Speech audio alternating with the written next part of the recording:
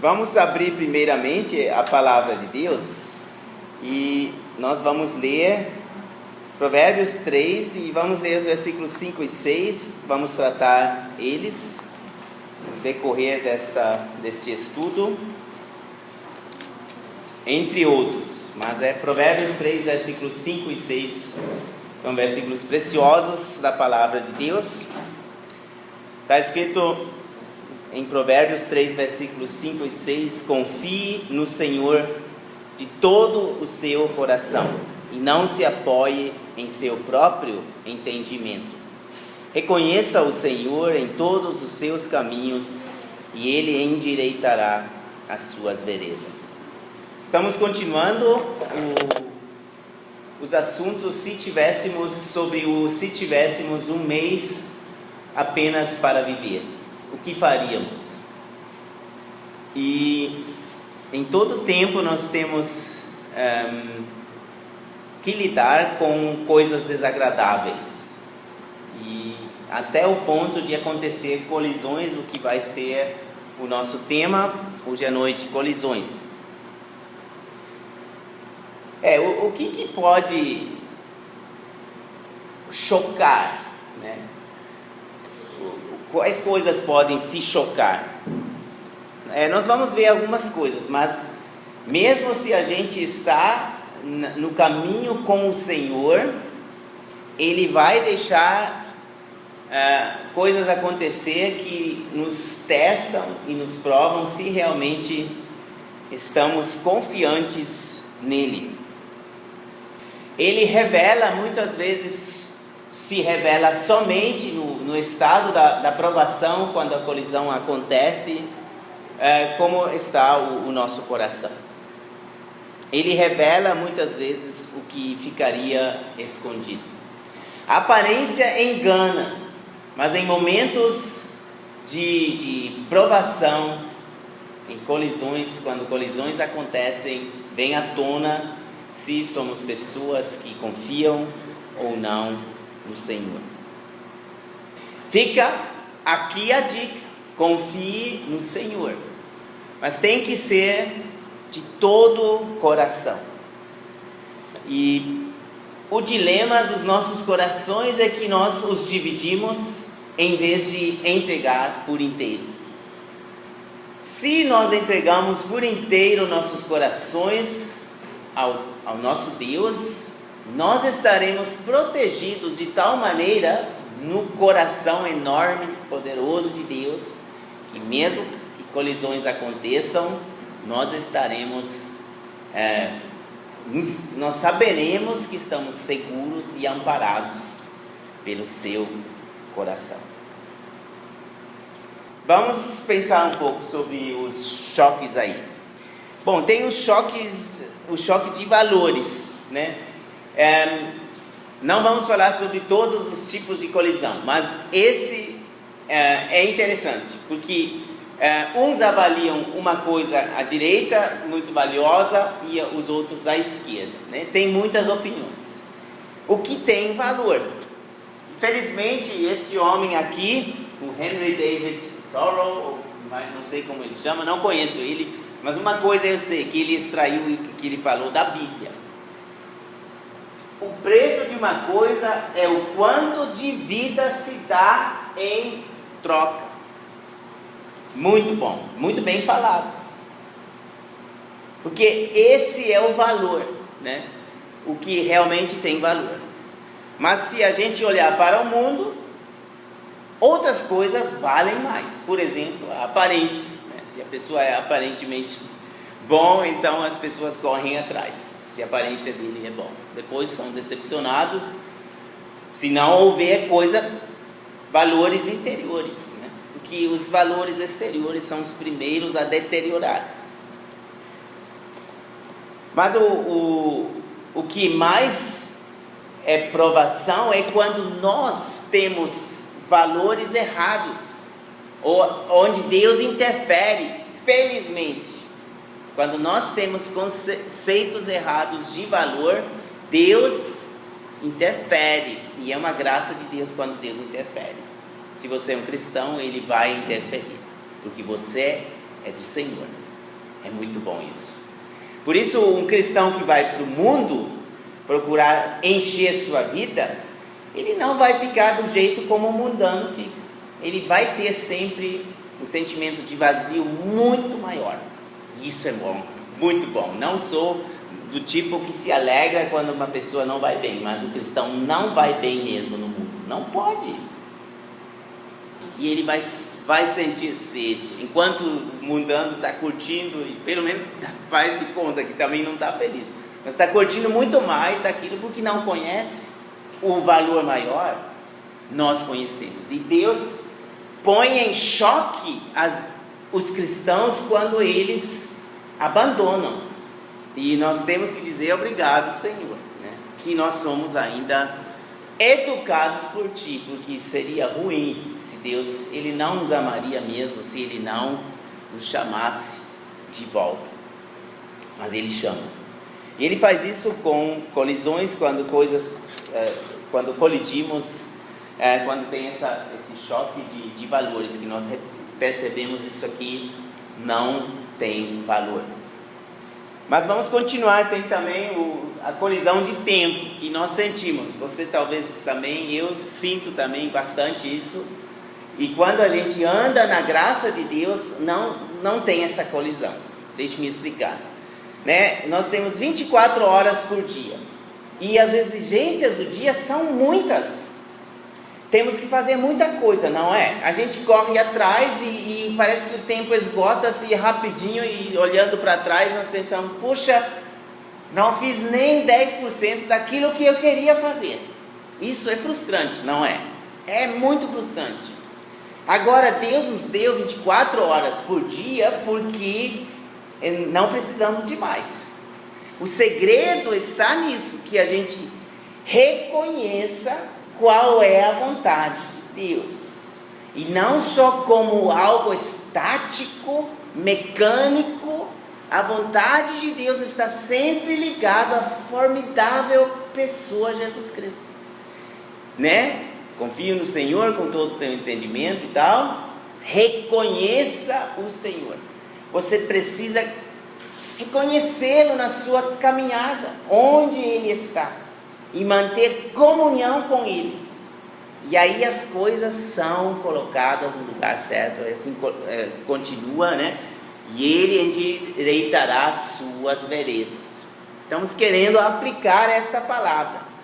No conceito do tempo, significa que nós temos a tendência de gastar nosso tempo em coisas que Deus não pede, que Deus não quer que façamos, mas a gente faz.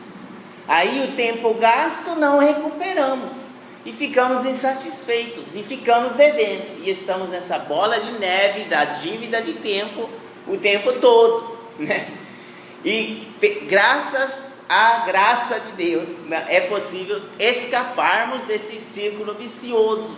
Deus nos dá tempo, e Ele nos dá propositalmente 24 horas do dia. Propositalmente Ele nos dá horas de descanso. Propositalmente Ele nos dá horas para comermos, né? Tudo isso Ele dá. Não está errado isso. O importante é que nós precisamos aprender a usar o tempo como Ele quer. E na comunhão, é inseparável, mas a gente gosta de separar as coisas, né, onde não deve. Então, e na comunhão com Ele.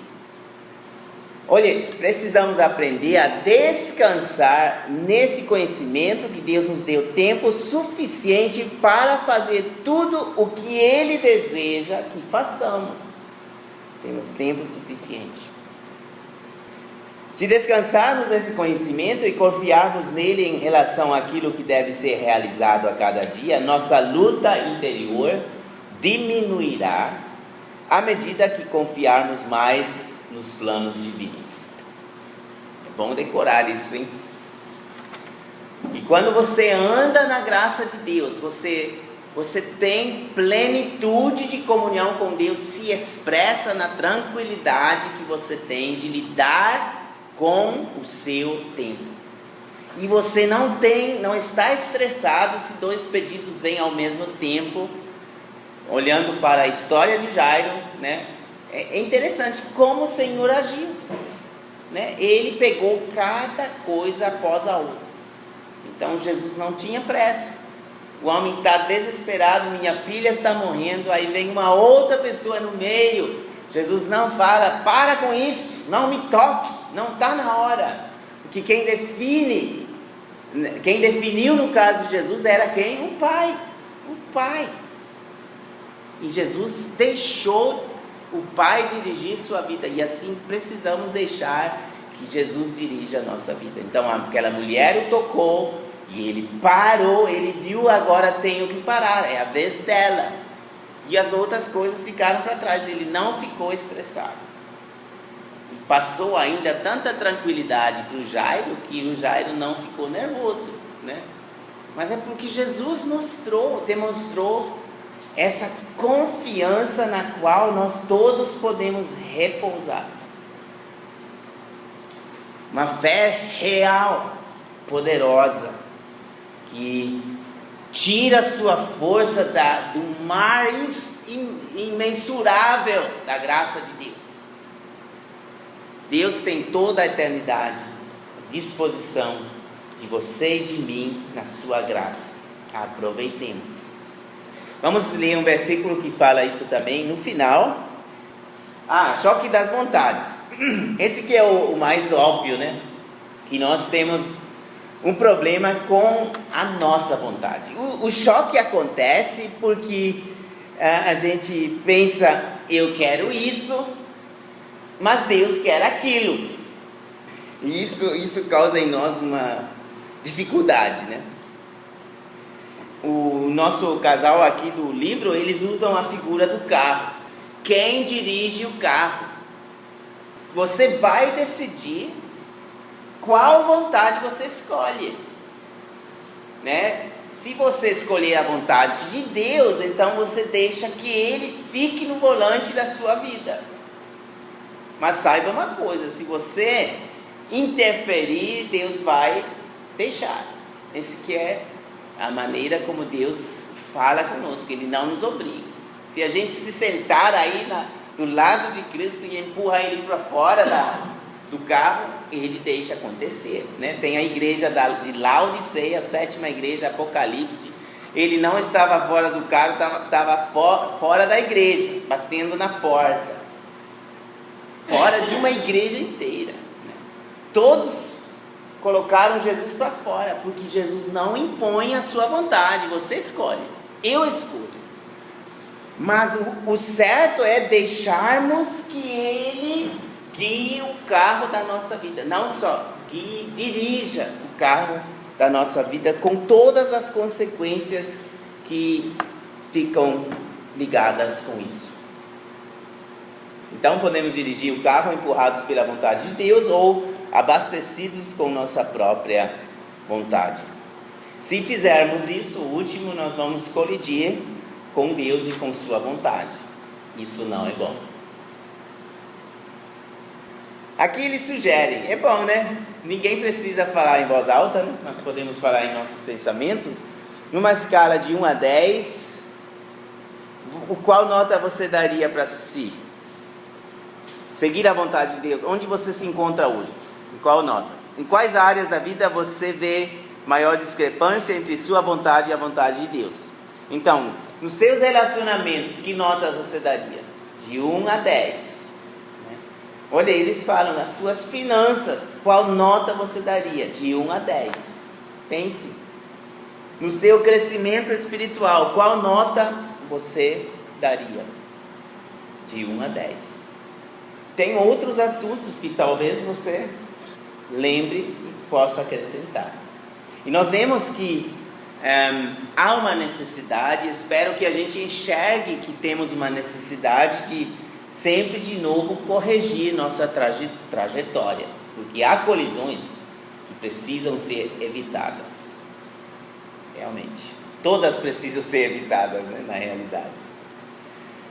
Mas umas que acontecem, né, quando o outro bate em nós, a gente não tem influência. Mas nós temos como evitar muitas colisões, com certeza.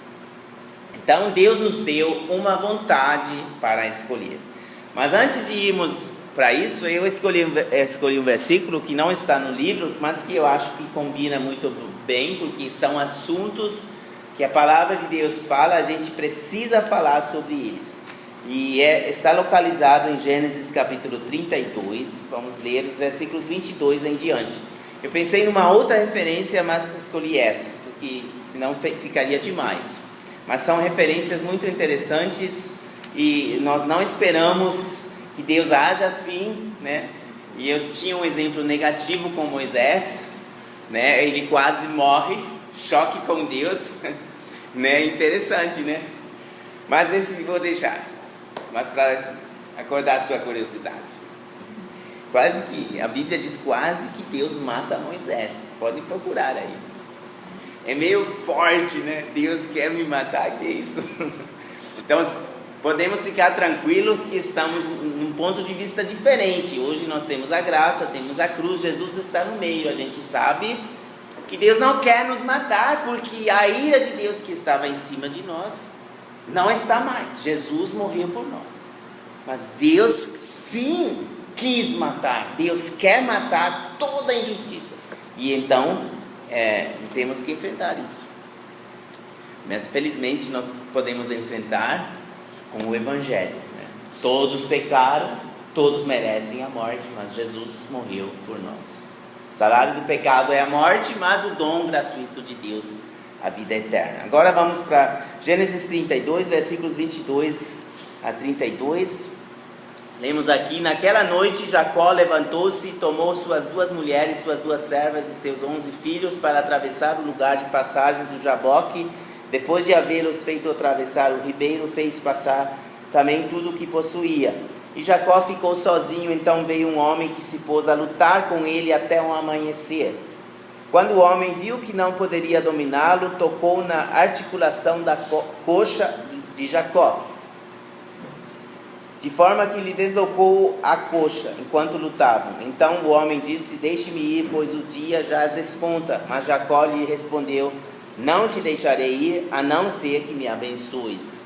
O homem lhe perguntou: qual é o seu nome? Jacó, respondeu ele. Então disse o homem: seu nome não será mais Jacó, mas sim Israel, porque você lutou com Deus e com homens e venceu.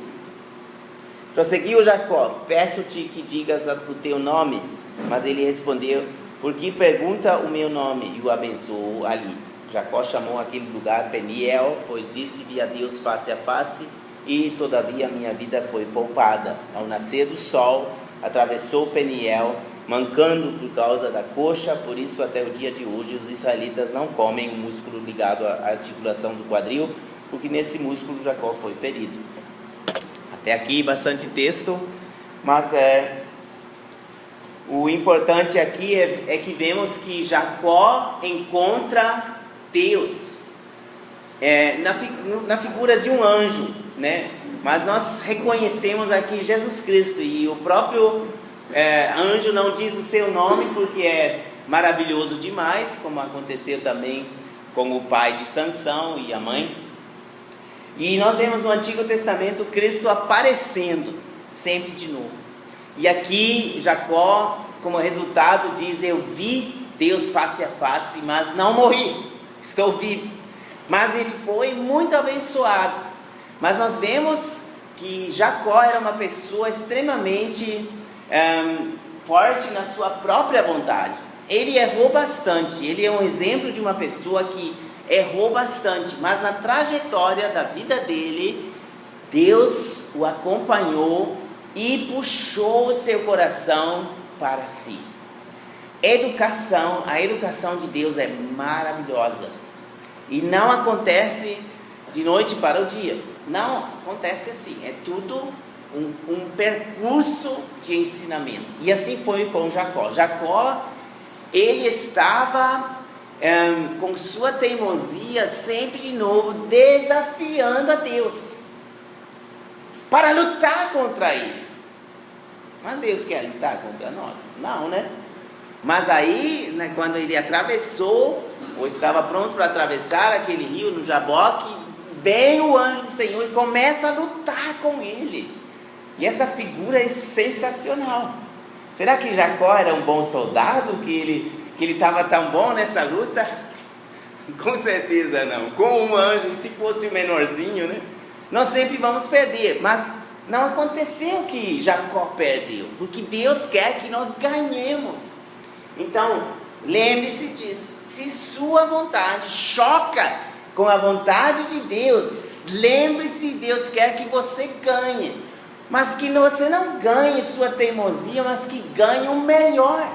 E o melhor não está na sua teimosia. Enquanto Jacó lutava, ele percebeu com quem ele lidava. Olha, e aí começou a segurar. E aqui o anjo fala, deixe-me, né? Mas foi uma situação de extrema educação. Foi extremamente educadora essa situação, essa luta em geral. Mas assim são nossas vidas. De repente Jacó percebe quem está lutando com ele. E em vez de combater, ele abraça. Gente, a gente precisa aprender isso. Você com seu pecado e eu com meu pecado, nós lutamos contra Deus. E isso bastante. E o que Deus faz? Ele vai ao nosso encontro em Jesus Cristo. E Ele deixa-nos vencer. E na cruz de Cristo isso aconteceu. Nós matamos Cristo. Podemos matar a Jesus? Negativo, não podemos. Ele é poderoso, Ele é o vitorioso para sempre. Mas Ele foi vencido porque Ele quer que nós vençamos. E por isso Ele morreu. Ele entregou sua vida para nos dar o melhor. O melhor é a sua vontade. Jacó percebeu, é o Senhor. E enquanto ele diz, então me largue logo, que o sol já está saindo. Jacó diz, eu não largo não, até que me des a tua bênção. E foi um prazer para Deus. Esse momento é um momento chave na vida de Jacó. Porque aqui Deus transformou Jacó para Israel. Nós todos queremos transformação. Eu espero muito que vocês queiram transformação.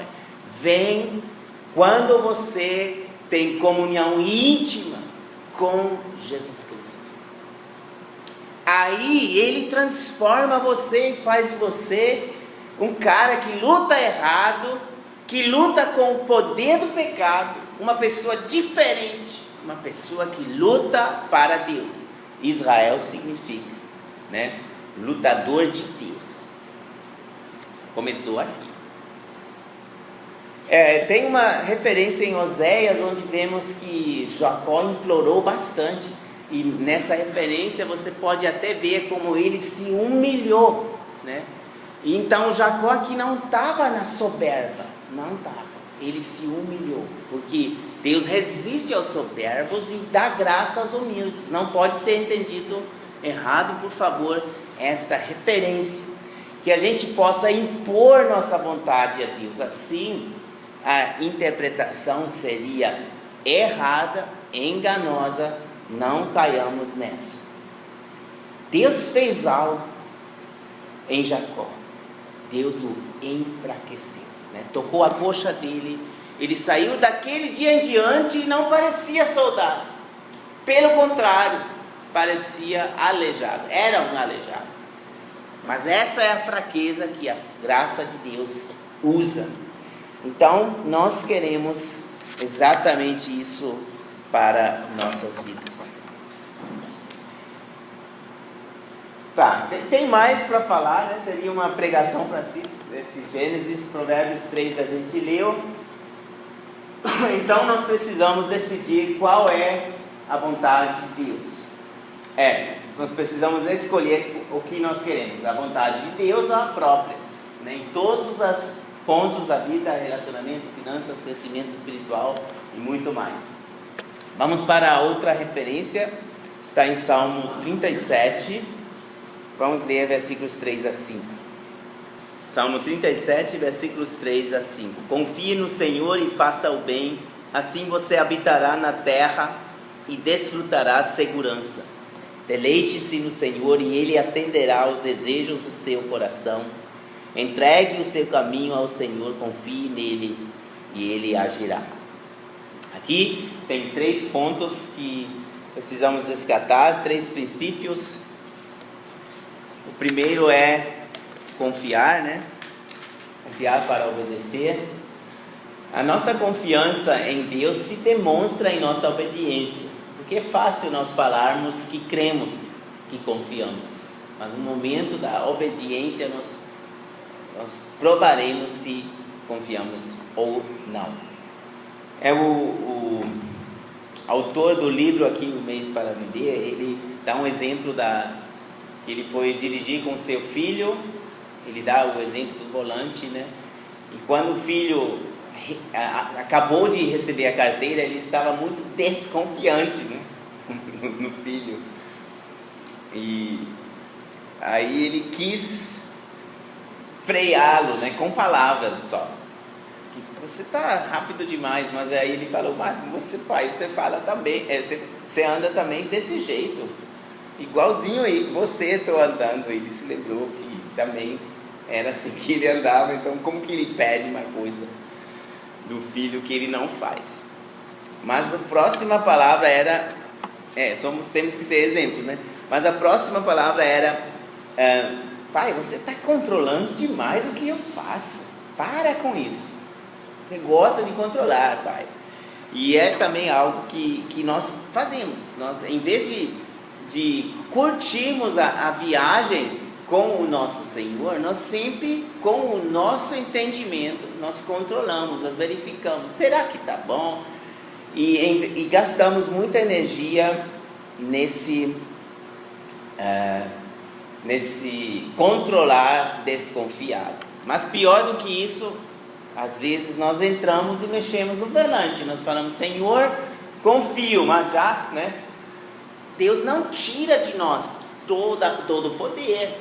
Se a gente mexe, né, vai ter consequências. A confiança tem que ser completa. A desconfiança estraga muita coisa. Então nós confiamos para obedecer, então vamos fazer o que a Bíblia manda, deixamos Deus no controle da nossa vida e não vamos interferir, nem mesmo controlar se Ele faz certinho. Ele faz certinho. Controlar entre aspas, né? Porque a gente tem a permissão de realmente observarmos o que Ele faz e também precisamos, só para falar completo, precisamos discernir o que vem do diabo. Por favor, vamos ter que fazer isso, porque o diabo ele é muito astuto e age sempre em nome do Senhor, né? Muitas vezes ele age, ele usa e abusa do nome de Jesus. Então, nesse sentido, precisamos sim observar e também vigiar. A Bíblia não proíbe isso, tá? O segundo ponto é precioso. Salmo 37, versículo 4. Deleite-se no Senhor. E é algo pouco praticado. Eu já tentei explicar com Jacó. Jacó abraçou o anjo do Senhor, que é o Senhor Jesus, né? No meu entendimento. Tem um exemplo maravilhoso também, que gostei muito, que os autores do livro contam, e é que quando o filho tirou a carteira, ele começou a sumir, né? Ele estava em todo canto, tinha festa aqui, tinha compromisso aqui, tinha vigília e não sei o que, ele sumia, né? Tinha o carro, sumia.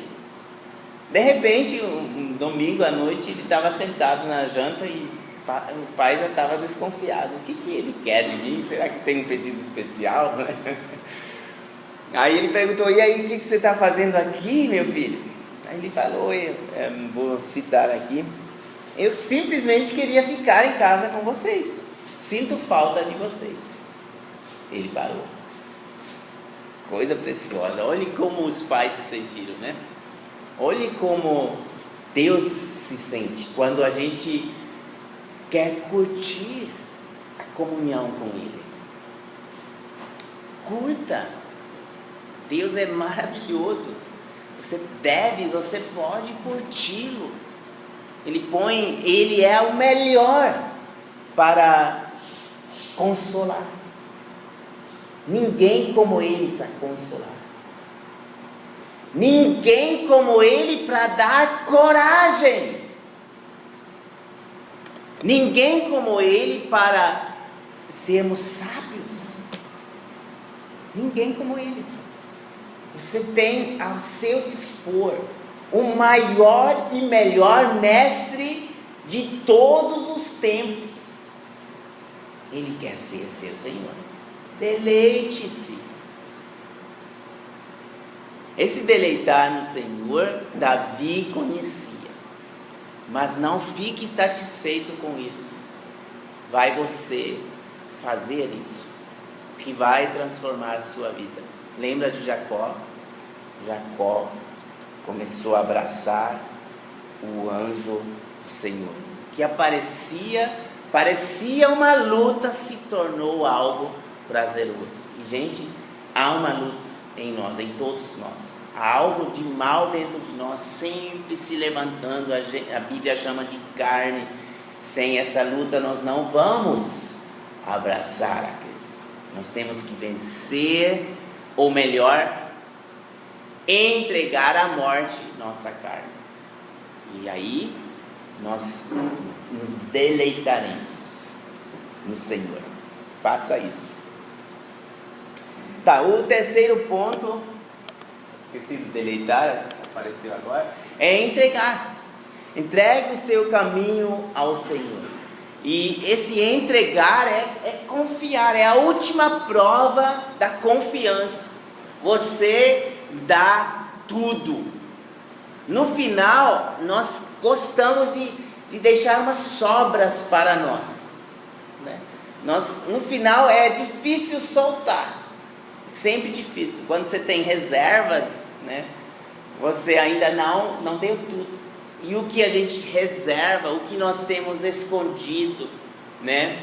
Onde nós temos ainda a placa particular, né? Para Deus, né? Já viu nas lojas, aí tem lugares que você pode ir, tem lugares que está escrito particular, né? E lugares em nossas vidas onde ninguém entra, ninguém vê, ninguém sabe. Esses lugares precisam ser entregues ao Senhor. Se fizermos isso, nós experimentaremos o poder transformador da graça de Deus. Quando acontecem colisões, acontecem danos, né?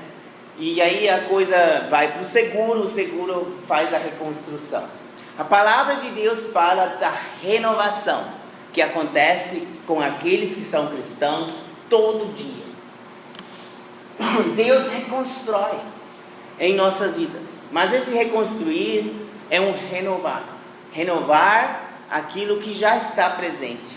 É um assunto para si, mas pode confiar nesta obra do Senhor. A sua construção funciona. Então confie, se deleite e entregue-se ao Senhor, e assim você receberá a sua liderança. Uma liderança que Ele promete dar, sem nós termos que ser super-heróis, sem termos que ser especialmente equipados. Basta nós sermos do Senhor. Porque aí, nós lemos em Salmo 37, no final, confie nele e Ele agirá. Aí nós experimentamos como Deus age. E isso também é um deleite em si, né? Então vamos experimentar a força de Deus agir em nossas vidas, porque se for a nossa força, nós experimentaremos colisões, mas com a força da graça de Deus não é assim. Vamos terminar, vamos nos levantar, vamos orar.